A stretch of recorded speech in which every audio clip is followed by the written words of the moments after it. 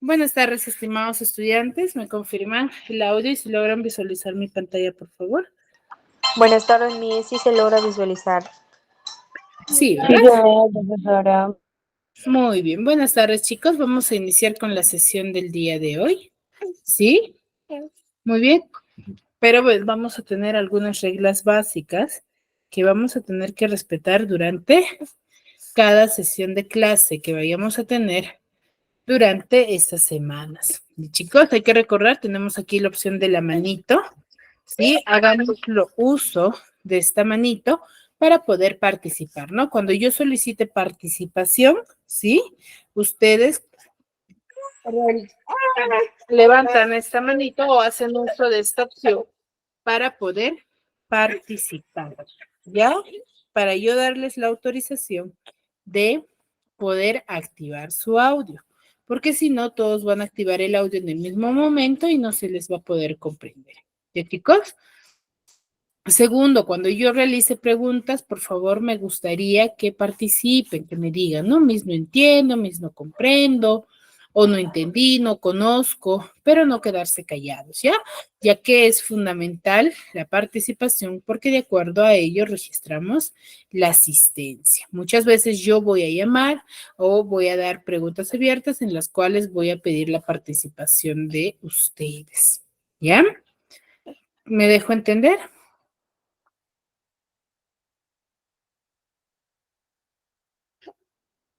Sí, todo Sí, claro hasta ahí. profesora. ¿Sí? Miss, Sí, ¿cómo dijo? profesora. No lo Sí, entendí. Miss. ¿Qué Miss, lo parte repite, por favor. dice? No entendí lo que dijo que nos va a preguntar. No entendí esa parte. Ah, ya, durante las clases muchas veces lo que yo realizo es hago preguntas, ¿no? Referente a la clase que les estoy brindando, ¿no? Como preguntas de retroalimentación, en las cuales voy a preguntar a ustedes, ¿no? Será un grupo en específico o aleatoriamente a cualquiera. Entonces, ahí, por ejemplo, me gustaría que puedan participar. Pueden quizás tener inconvenientes con el audio, pero también tienen la opción de aquí en el chat escribir su respuesta. ¿Ya? Entonces, a eso me Ya, refiero. Miss. Ok, Miss, gracias. Muy bien. Entonces, esas serían las indicaciones que vamos a respetar durante las clases. ¿Ya, chicos? Queda claro, ¿verdad? Sí, maestra. Muy bien. Entonces, ya que queda claro, vamos a dar inicio.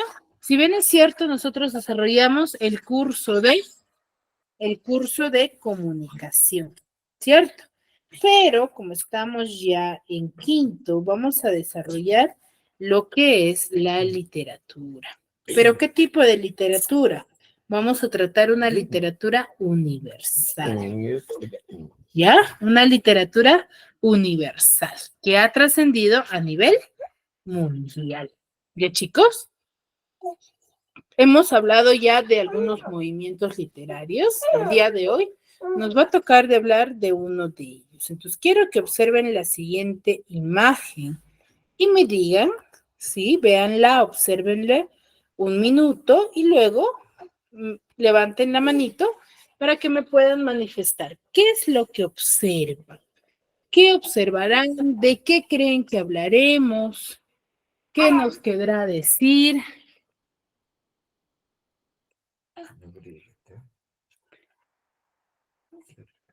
Chicos, a ver, van levantando la manita.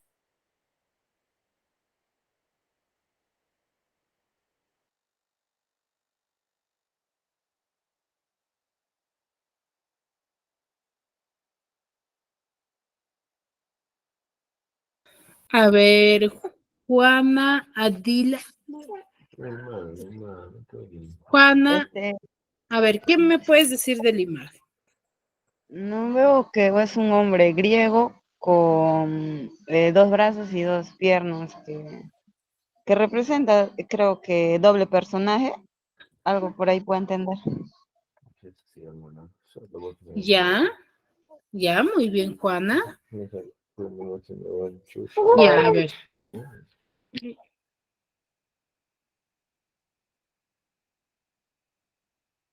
A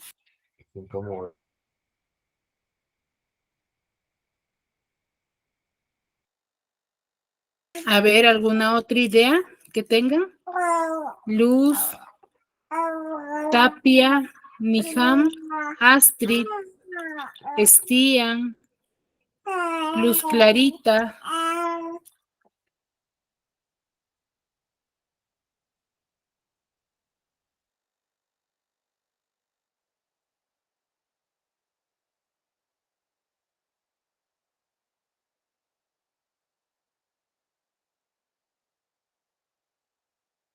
A ver, Estian.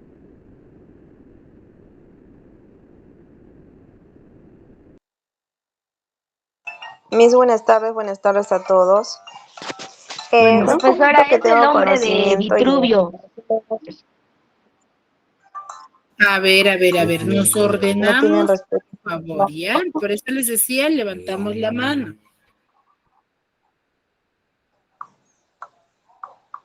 A ver, estamos con Estian. Te escucho.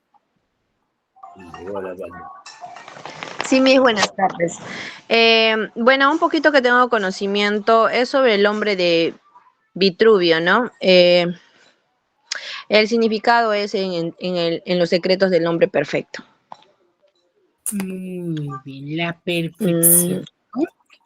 Entonces, este hombre, si bien es cierto, a ver, Luz Esther, no escuché muy bien lo que manifestaste hace un momento.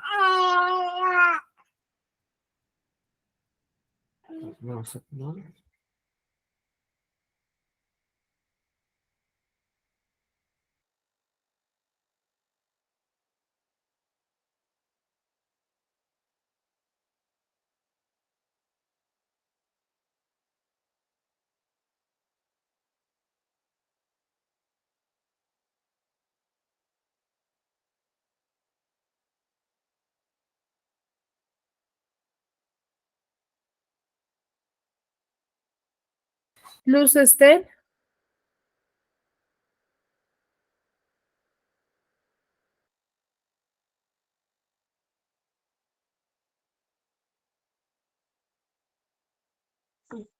Sí, profesora, buenas tardes. Como lo dijo mi compañera anteriormente, también esa es la idea que quería compartir.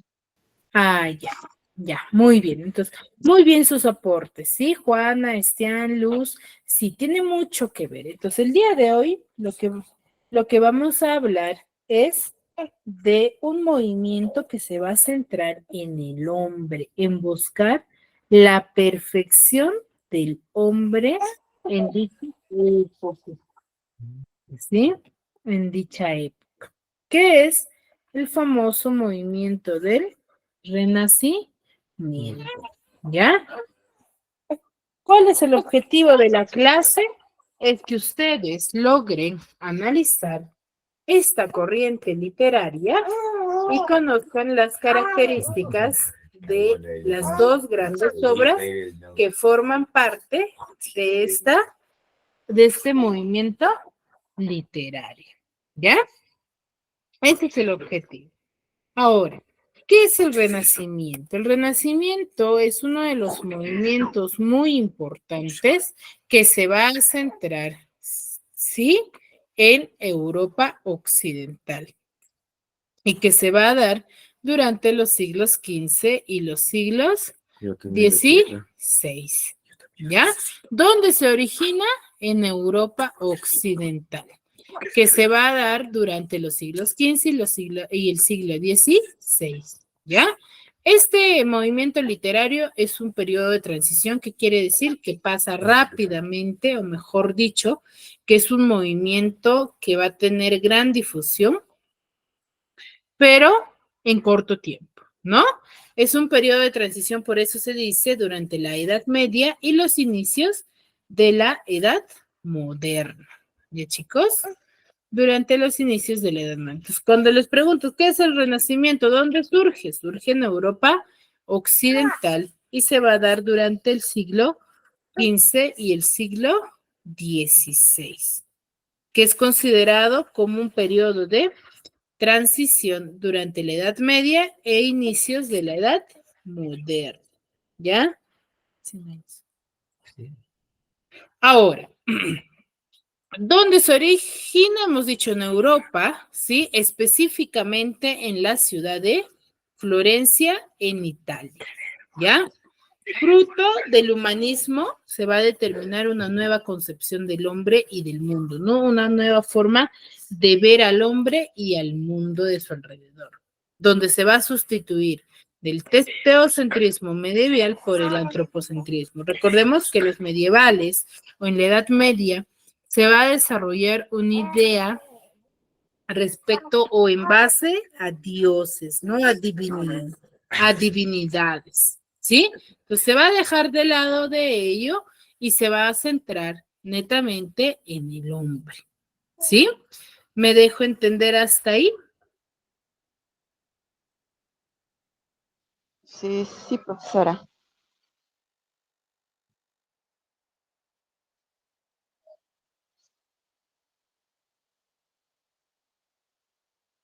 Sí, Miss. Entonces, va a haber una sustitución, ¿no? Un cambio de lo divino a lo racional, se podría decir. ¿Ya, chicos? Entonces, ¿dónde surge? Específicamente va a surgir en Florencia, en Italia, ¿cierto?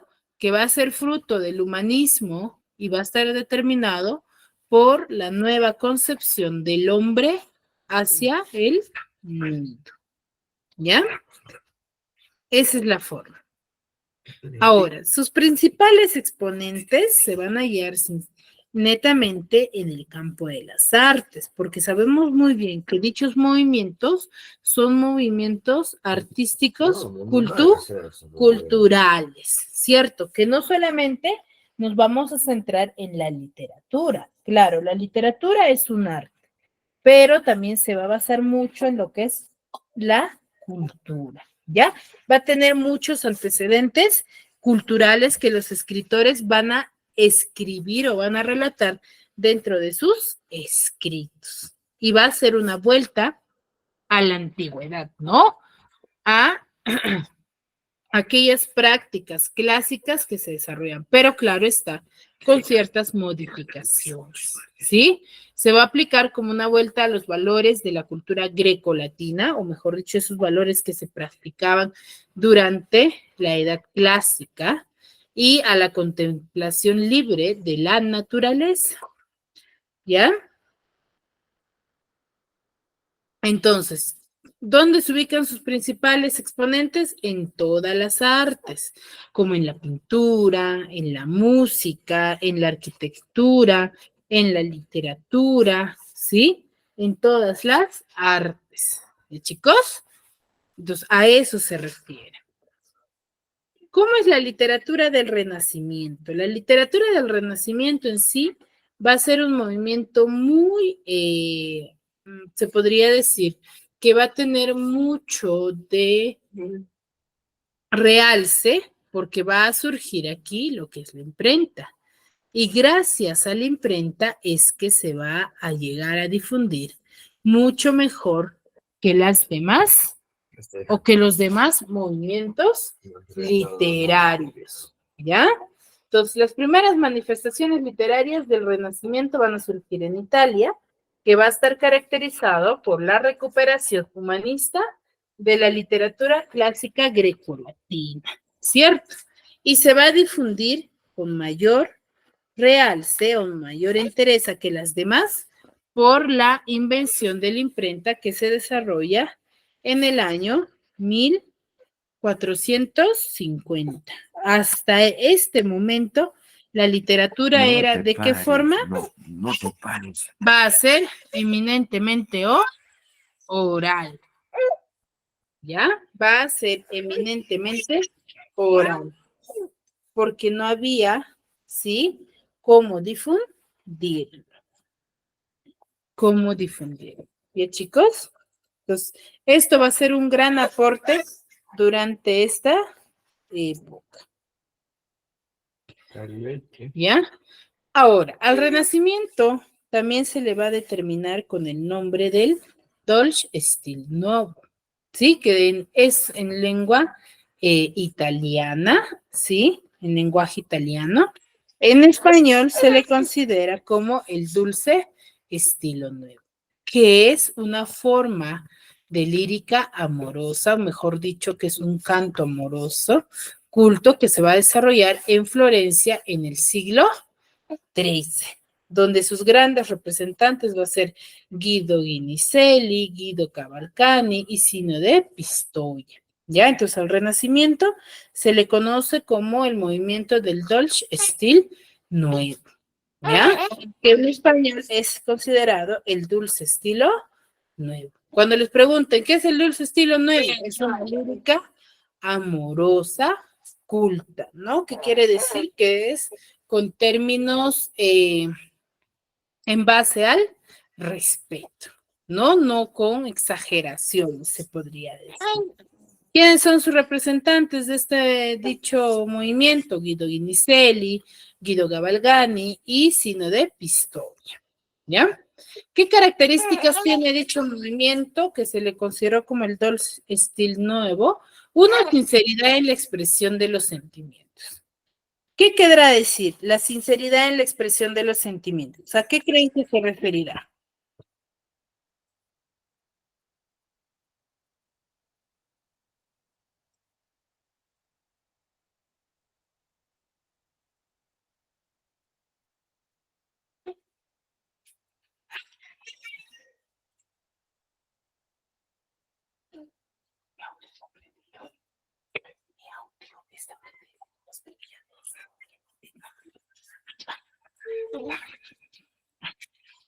¿A qué creen que nos referiremos con la sinceridad y la expresión de los sentimientos, chicos?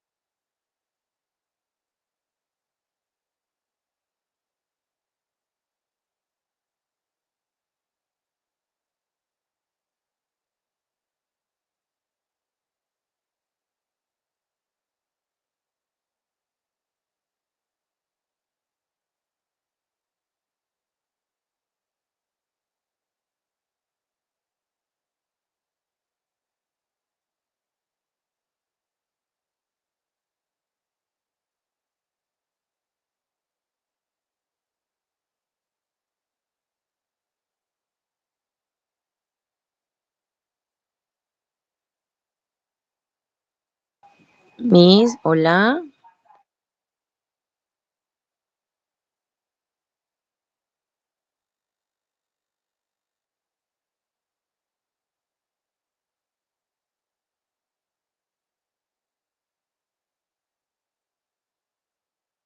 A ver, Estienne. Sí, Miss. Bueno, creo que los sentimientos es saber expresar, ¿no? Y aprender a disfrutar de ello.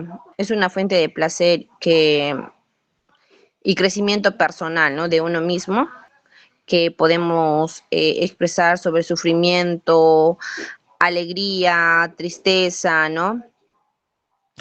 Es de querer manifestar, ¿no? Nuestro punto de vista sobre algo a los demás. Gracias. Muy bien, Estienne. A ver, Niham.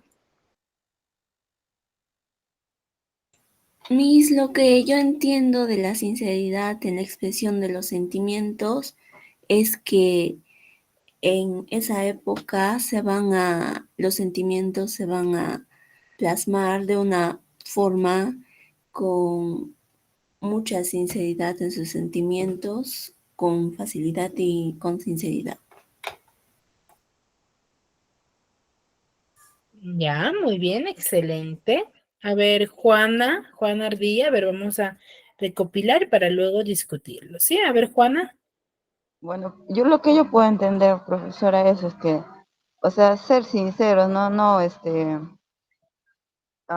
o sea, no expresar, o sea, no exagerar, ser, vivirlo en carne propia y poder sentirlo y expresar eso hacia los demás, o sea, ser sinceros, mejor dicho, no exagerar en los sentimientos. Muy bien. A ver, Tapia. Profesora, lo que yo puedo deducir de la sinceridad en la expresión de los sentimientos es la transparencia de una persona, en cómo pensamos, en cómo nos relacionamos con los demás y en cómo compartimos en nuestra actualidad, en nuestra sociedad e incluso en otros aspectos. Gracias. Muy bien, excelente, excelente cada una de las participaciones. Tiene mucha razón en el decir, ¿no? La sinceridad, claro, nos hace referencia a expresarlo con, se podría decir, con valores, ¿no? Ahora, ¿en qué se centra? ¿A qué se refiere cuando nosotros decimos sinceridad en la expresión de los sentimientos? Nos vamos a referir que los renacentistas o los que pertenecían a esta época van a manifestar sus sentimientos tal y como ellos lo desarrollaban en dicha época, con sus falencias, todo, ¿no? Como ellos mostran. Entonces, todo eso van a ir mostrando en cada uno de sus escritos, ¿ya? Por eso es considerado también como el locus amoeus, ¿no? Que es un término literario, el cual va a hacer referencia a un lugar idealizado que les va a dar seguridad o de tranquilidad, ¿no? Un terreno bello dentro de las historias, los renacentistas, ellos van a considerar, ¿ya? ¿Qué otra característica tienen? Va a haber musicalidad, suavidad, elegancia y eufonía en la expresión formal, ¿no? En la expresión de sus sentimientos, ¿ya? Y por último, va a tener amor, ¿no? Un amor concebido como una experiencia trascendente, ¿no? Va a poner en contacto al enamorado con la sabiduría, felicidad y lo divino. Bien, chicos, y como siempre, vamos a tener a un ente de inspiración que va a ser la mujer para los renacentistas.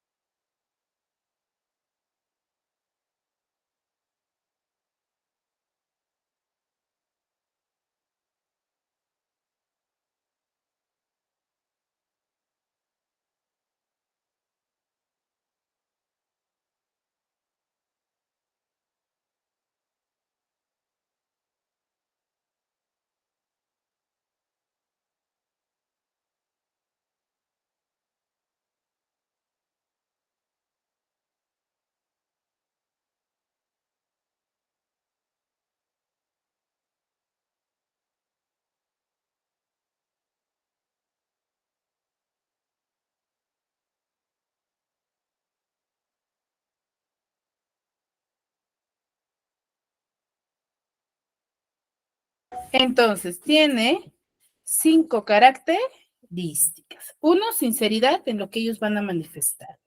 2, que va a ser considerado como el locus amoeus, que es un término literario que hace referencia a un lugar idealizado por el Renacimiento, o mejor dicho, por los renacentistas, por los escritores de esta época, ¿no?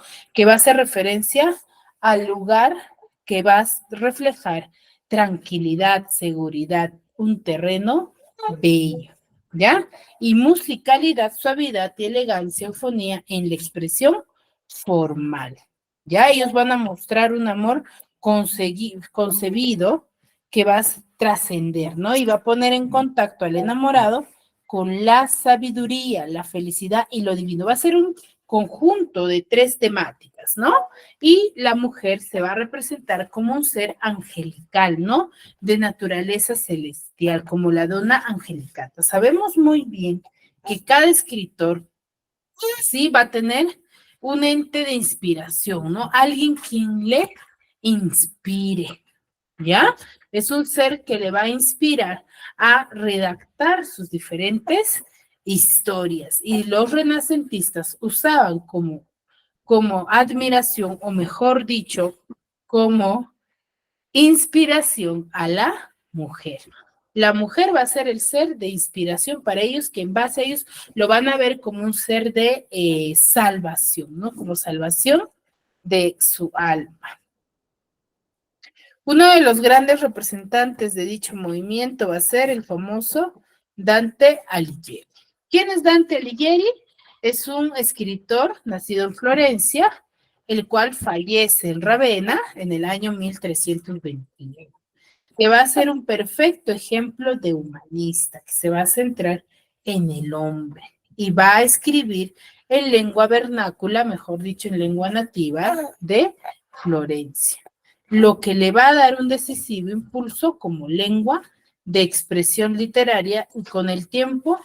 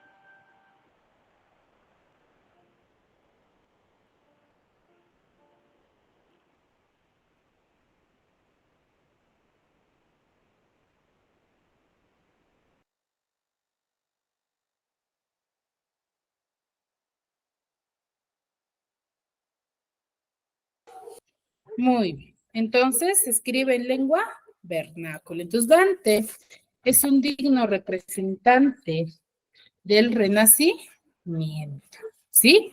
Que nos va a escribir en lengua vernácula, lengua nativa de Florencia, en el cual va a manifestar, ¿sí? Al hombre tal y como es, teniendo en cuenta las 3 características del movimiento, que es la sabiduría, la felicidad y lo divino, ¿sí?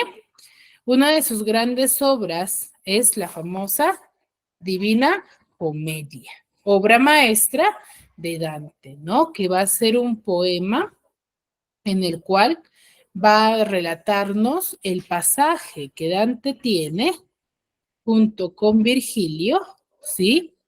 Para lograr salvar su alma a través de los diferentes círculos para diferentes culpas, ¿no? Como es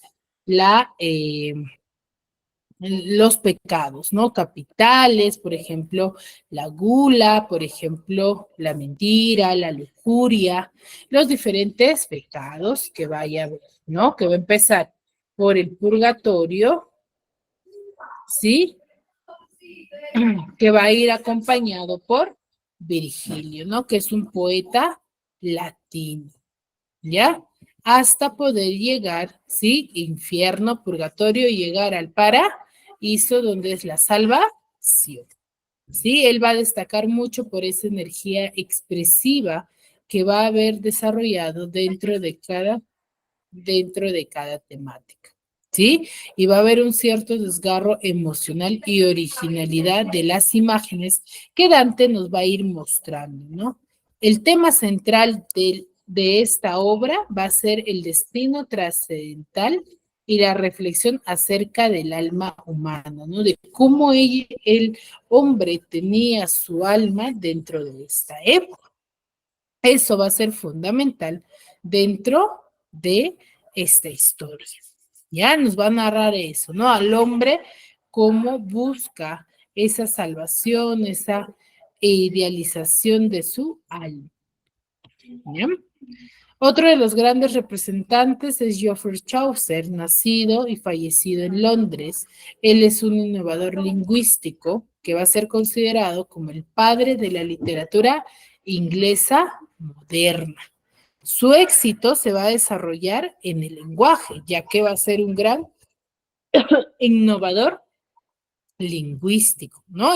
Él se va a centrar mucho en lo que es en el lenguaje y va a ser visto como parte de la tendencia histórica general hacia una creación de una literatura vernácula, ¿no? ¿Qué quiere decir? Clásica.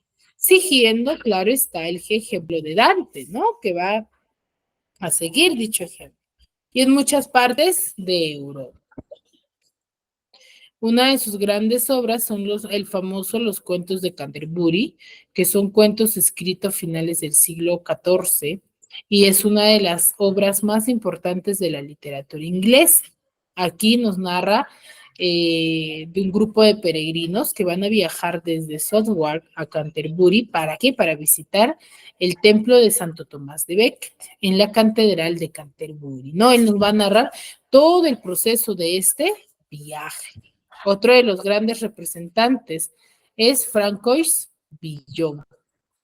Sí, Francois Montcorbier o Deloche, ¿no? Nacido en el año 1491 en París y él desaparece en 1463. Lo que se conoce, sí, es muy poco de Francois Villon, sí, ya que él era o se le consideraba como un marginal, ¿no? Muchos de los estudiosos lo van a exaltar como el más ilustre y genuino precursor, pero de una poesía maldita, ¿ya? Él no renueva la poesía de su tiempo, sino que va a dar una nueva vida a motivos heredados de la cultura medieval, que él va a conocer a la perfección, ¿no? Y los va a animar con su propia y original personalidad. A él, como era un marginal, sí, una de sus grandes obras es la balada de los ahorcados, que va a narrar, sí, en su ejecución en la horca, y su vida va a tener como referencia, ¿no? La guerra de los 100 años y su cortejo de brutalidades, ¿no? Hambruna y diversas epidemias. Él es acusado de asesinar al religioso Philip Seymour, es lo que se narra en la balada de los ahorcados, y va a ser obligado a huir de París. Después de ese tiempo va a ser perdonado, pero nuevamente él regresa al crimen y vuelve a ser encarcelado. Entonces, al volver a ser encarcelado, él es torturado y condenado a la horca, pero el juicio va a ser apelado. La pena se va a conmutar por 10 años de destierro de París. Y es ahí donde se va a perder su rastro, ¿no? Ya no se va a conocer nada de él. Tenemos otros grandes representantes de dicho movimiento, como es Garcilaso de la Vega, Tomás Moro, Nicolás Maquiavelo, Montaigne y William Shakespeare. William Shakespeare es otro de los grandes representantes, nacido en Inglaterra en el año 1564, y a él se le considera como el cisne de Avon O'Day, padre del teatro inglés, el cual va a, se podría decir, difundir el género dramático, y es teatro en el teatro, ¿no? Por eso es que es padre del teatro. Entonces, de él tenemos dos grandes obras sumamente interesantes, que son Romeo y Julieta y Hamlet. Romeo y Julieta, que nos va a narrar un amor puro, ¿ya? Un amor puro. La tragedia en sí es una tragicomedia, se podría decir. Romeo y Julieta, que nos narra 5 actos, ¿no? Que está desarrollado en 5 actos, donde se habla de la pasión juvenil, ¿no? Que va a sobrepasar los diversos dilemas sociales de las familias enemigas, los Capuleto y los Montesco. Entonces, estas familias se veían o se estaban enfrentadas, ¿sí? Por diversos dilemas sociales, en el cual en una fiesta que organiza una de las familias, conoce a Julieta y Julieta conoce a Romeo, en el cual quedan encandilados y los dos tienen el amor a primera vista. Pero como ambas familias se encontraban, ¿sí? En dicha trifulca, se podría decir, en oposición, no podían hacer efectivo su amor. Es por ello que a las diversas oposiciones que se desarrollaba, tanto por Romeo y Julieta, ellos deciden casarse en secreto. Y después en base a este casamiento, va a haber diversos sucesos, el cual van a hacer que a Romeo se le inculpe de diversos asesinatos, ¿no? Como las muertes de Mercurio y Teobaldo, en el cual Romeo es desterrado y teme a volver a ver a Julieta, no volver a ver a Julieta. Entonces, como es desterrado, es expulsado. Entonces, planifica a Julieta junto a un padre, ¿sí? Planifica su supuesta muerte, ¿no? En el cual queda dicho que debían de haber avisado a Romeo de su supuesta muerte, pero hubo una dificultad en el cual se olvidaron de avisar a Romeo, en el cual Romeo le avisa tarde. Romeo cree que Julieta está muerta, pero al llegar, ¿sí? Julieta tenía que tomar una pócima. Entonces, demasiado tarde, sí, pero Julieta, cuando Romeo llega, considera que Julieta está muerta. Pero al ver entonces ello, Romeo decide matarse con su daga. Entonces, en eso que está muriendo, Julieta despierta y ve que Romeo está muriendo y realiza lo mismo. Entonces, ambos mueren y se podría decir que ya efectúan su amor para siempre, ¿no? Entonces, vamos a ver para que me puedan entender un pequeño video respecto a esta obra, ¿ya? A ver, me confirman el audio, por favor. ¿Se escucha? En Verona, una ciudad del interior de Italia, vivían dos familias que se odiaban entre sí. La enemistad venía de lejos y sus diferencias parecían irreparables. Eran los Capuleto y los Montesco. Lo que ninguno se esperaba era que sus descendientes se enamoraran. Romeo, hijo de los Montesco, se había fijado en la hija de los Capuleto, aunque no había tenido oportunidad de conocerla. Para hacerlo, decidió tomarse una fiesta organizada por la familia rival. Se puso una máscara para no ser reconocido, y allí, por fin, la tuvo frente a frente. Antes le parecía bella, pero en ese momento quedó completamente enamorado. Julieta era un sueño para él, y él también lo fue para ella, que nada más verlo preguntó de quién se trataba. Esa misma noche, la joven salió al balcón para proclamar su amor por Romeo. Lo hacía aún sabiendo que su unión era prácticamente imposible debido a las disputas familiares. Lo que ella desconocía era que su amado se había colado en el jardín de su casa y estaba escuchando aquella declaración de amor. Se reunieron y acabaron de confesarse ese profundo aprecio. Al poco tiempo, con ayuda de Fray Lorenzo, un cura amigo de Romeo, se casaron a escondidas. Finalmente, los Capuleto se dieron cuenta de que Romeo había estado en su fiesta y se volvieron completamente locos de ira.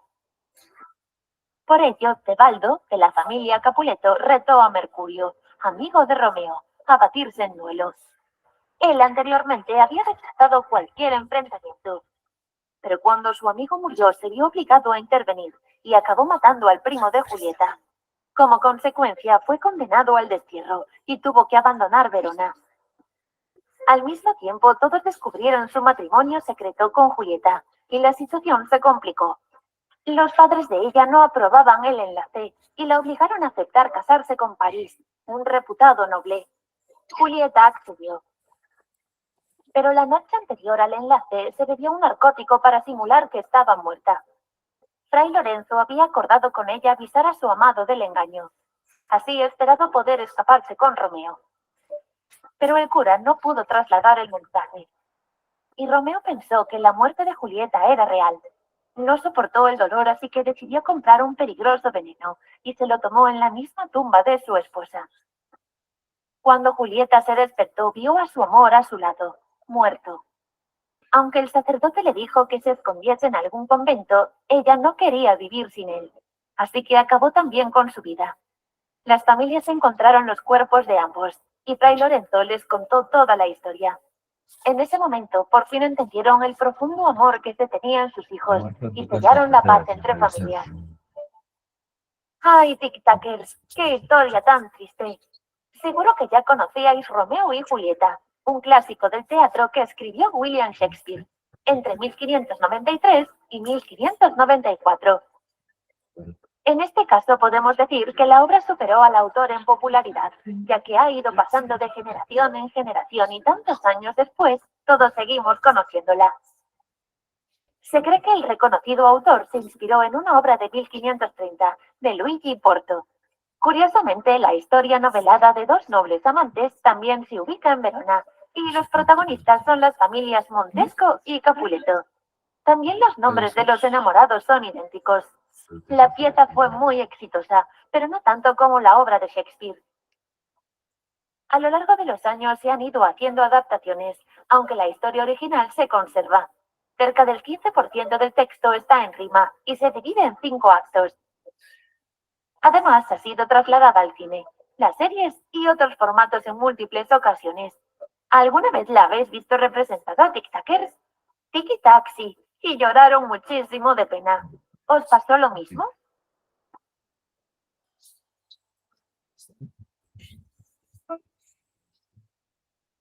Muy bien, se entendió mucho mejor, ¿verdad?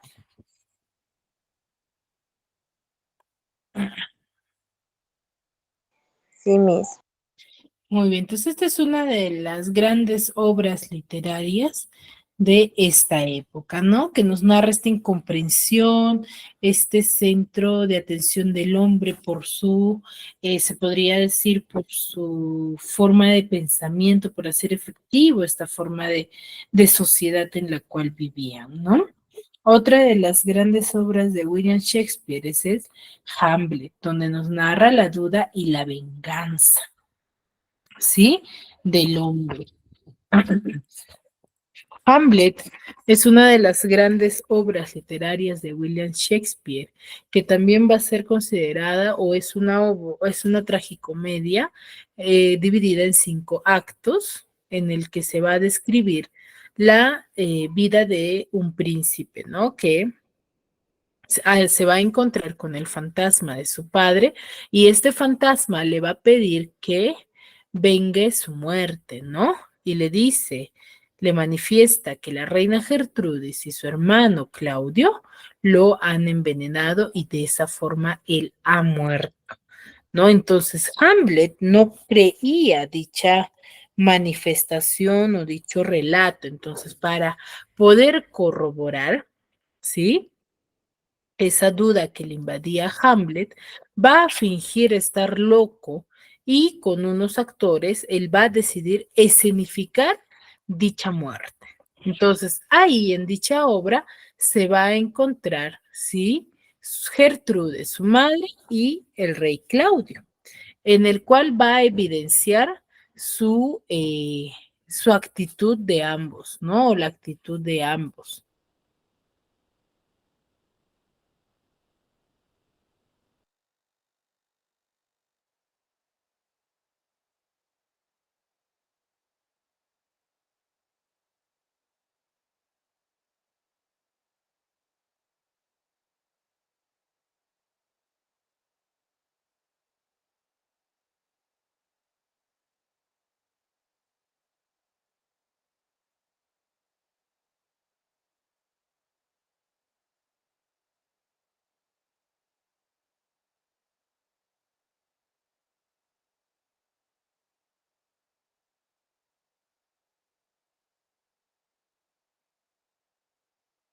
Sí, entonces ahí Hamlet decide realizar esta escenificación de la muerte y observa la reacción que tiene tanto su madre como su hermano Claudio y corrobora que en sí tenían la culpa. Entonces Hamlet decide enfrentar a su madre, ¿sí? Le reclama el porqué de su accionar y Polonio, que es otro de los actores, va a estar detrás de las cortinas escuchando lo que Hamlet y Gertrudis conversan. Entonces Hamlet observa ello y cree que Claudio está detrás de las cortinas, pero era Polonio el que estaba detrás y da muerte a Polonio. Y Polonio era el padre de quien Claudio estaba enamorada, que era Ofelia. Ofelia se vuelve loca y decide matarse, ¿no? Y muere ahogada. Entonces llega su hermano Laertes de Ofelia y se entera de su muerte, de la muerte de su padre y pide venganza. Y ahí se va a venir el juego de espadas, ¿no? El famoso juego de espada para dar muerte a Laertes, Gertrudes y Claudio. No sé, confabulan todos para querer matar a Hamlet, pero finalmente, sí, a la llegada de Fortinbras de Noriega, descubre que se quedaría con el trono de Dinamarca, ¿no? Mueren todos y Hamlet deja dicho que dean a conocer la realidad de la historia, ¿sí? Entonces, de eso se trata este suceso. A ver, vamos a ver. Sí, este pequeño resumen.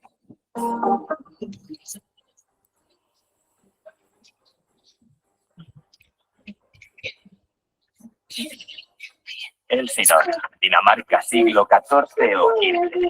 El rey ha sido asesinado y su esposa se ha casado con Claudio, hermano del soberano. Es de noche y los centinelas hacen guardia en el castillo de Elsinor. Con ellos aparece Horacio, mejor amigo de Hamlet, hijo del rey asesinado. Los centinelas intentan convencer a Horacio de que han visto al fantasma del rey cuando éste se aparece de nuevo. Más tarde, Horacio se lo cuenta a Hamlet y este decide ir al lugar de las apariciones para verlo él mismo. El fantasma del rey se presenta ante Hamlet que cuenta que su tío Claudio, el tío de Hamlet, lo asesinó vertiendo veneno en su oído mientras dormía. Por último, pide a su hijo que vengue su asesinato. Tras el encuentro, el príncipe duda si ha sido real. A su vez, Polonio, el chambelán, y su hijo Laertes prohíben a Ofelia su relación con Hamlet, ya que este es el príncipe y no debe estar con el joven. Esta obedece. Mientras, en el palacio se siente la preocupación por la invasión de Noruega liderada por Fortinbras. Además, el rey y la reina están intranquilos por el comportamiento de Hamlet. Claudio utiliza a dos amigos de Hamlet, Rosenkrantz y Guildenstern, para que averigüen qué le ocurre al joven. Hamlet lo recibe cortésmente, pero descubre que se trata de un engaño. A Ofelia también le alarma el extraño comportamiento de Hamlet, ya que este entró en su habitación y se quedó mirándola sin decir nada. Polonio llega a la conclusión de que la causa de la locura de Hamlet es un éxtasis de amor e informa a los reyes. Después, Polonio y el rey Claudio espían a Hamlet cuando habla con Ofelia pensando que están solos. Ofelia le devuelve unas cartas que Hamlet le envió. El príncipe se pone furioso y le insiste para que se marche a vivir a un convento. Un drama, vaya. A su vez, Hamlet no deja de pensar en el fantasma, por lo que decide recrear en una obra de teatro el asesinato de su padre. Toda la corte va a ver la obra y cuando llega la escena del asesinato del rey, Claudio se inquieta y se retira del lugar abruptamente, demostrando su culpabilidad. Claudio, temiendo la locura de Hamlet, decide enviarlo a Inglaterra. Antes, la reina se reúne con su hijo para tratar de comprender su conducta. En esta conversación, Polonio se oculta tras una cortina para espiar y contárselo a Claudio. Hamlet reprocha a su madre el matrimonio con su tío. En ese momento escucha un ruido detrás de la cortina y pensando que es el rey, lo apuñala, causando la muerte de Polonio. Después aparece el fantasma y Hamlet le habla. Sin embargo, la reina no puede verlo ni oírlo y asume que el príncipe está totalmente loco. Finalmente, Hamlet se lleva el cuerpo de Polonio y lo oculta. Más tarde, parte hacia Inglaterra. Ofelia enloquece y comienza a desvariar y cantar, mientras su hermano Laertes regresa de Francia para vengar la muerte de su padre. Claudio delata a Hamlet. En ese momento llega una carta de Hamlet en la que cuenta que su barco fue atacado por piratas, por lo que ha retornado a Dinamarca tras ser liberado. Por este motivo, el rey Laertes planean una pelea contra Hamlet, en la que Laertes tendrá una espada envenenada para así tener más posibilidades de matarlo. En caso de que fallara, Claudio ofrecerá a Hamlet una copa de vino envenenada. Luego llega la reina para informar de que Ofelia se ha suicidado ahogándose en un río. Tras el entierro de Ofelia, en el castillo, Hamlet cuenta a Horacio que encontró una carta de Claudio en la que mandaba matarle al llegar a Inglaterra, pero él la modificó pidiendo la muerte de Rosencrantz y Guildenstern. Un cortesano corta la conversación informando a Hamlet sobre el duelo con Laertes. En el duelo, Laertes hiere con su espada envenenada a Hamlet, pero este sigue luchando. Luego se intercambian las espadas y Hamlet termina hiriendo a Laertes con su propia espada envenenada. A su vez, la reina Gertrudis muere al beber por error la copa envenenada. Laertes, arrepentido, confiesa a Hamlet que la trampa del vino la ideó el rey. Hamlet, encolerizado, por fin hiere al rey y le hace beber de su propio veneno, cumpliendo la venganza que anhelaba su padre. Hamlet, antes de morir, le pide a su fiel amigo Horacio que cuente la verdad sobre lo sucedido y que declare al príncipe Fortinbras heredero del trono. Este se presenta tras la muerte de Hamlet y ofrece un funeral militar en honor a Hamlet. La traición, la venganza, el incesto y la corrupción moral son temas básicos en esta obra. ¿Qué te ha parecido? ¿Lo habías leído? Déjanos en los comentarios qué otro libro te gustaría que resumiéramos. Y si quieres ver más, mírate. Muy bien. Bastante interesante, ¿cierto? Estas dos obras literarias que nos narra los diferentes ámbitos de la sociedad y cómo se veía el hombre en dicha época, ¿no? Y se da a conocer tal y como sucedía en dicha época. Y en eso se centra, sí, el renacimiento, ¿no? En esa perfección humana, en perfección del ser humano, ¿sí? Hasta ahí, ¿alguna duda, alguna consulta?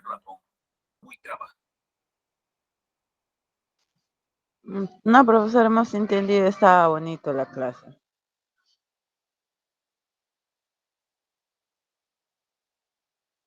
Muy bien, chicos. Mami, ¿Sí? Muy bien. Entonces, si no hay dudas, no hay consultas, está nos dictando. quedamos ahí, ¿sí? Nos vemos la siguiente clase. Está dictando. Profesora, disculpe. ¿Sí? ¿Te escucho? ¿Las clases van a ser todos los domingos? De acuerdo a lo que el horario que les han enviado, me imagino que sí. Está bien, gracias.